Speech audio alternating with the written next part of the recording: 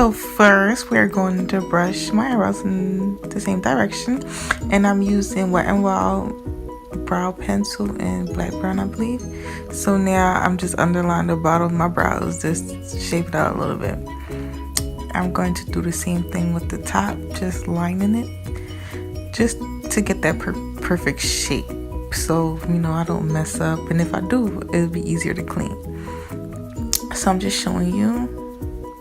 This is me fooling around with Boomerang on Instagram. So these are my eyebrows after I line both of them. Then I'm going with that same pencil and just filling them in just a little bit. And I'm taking a different pencil from L'Oreal, which is dark brunette, and I'm just filling in the front since it's a little bit lighter. It's not so dark. I want them to look faded. I want my eyebrows to look faded. Then I'm taking a Q-tip. These are from Family Dollar. They're actually different. That part is kind of flat, and I'm just like blending the front out. And now I'm using LA Girl Pro concealer in medium beige just to clean up my brows a little bit. I always start from the arch for some reason. I don't know why. It's not that special, but that's where I start from. And this is me cleaning it up. It's all cleaned up now.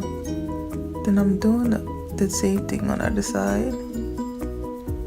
Then I'm just gonna put some concealer in the middle, and then I use a beauty blender and just blend it out and clean it up.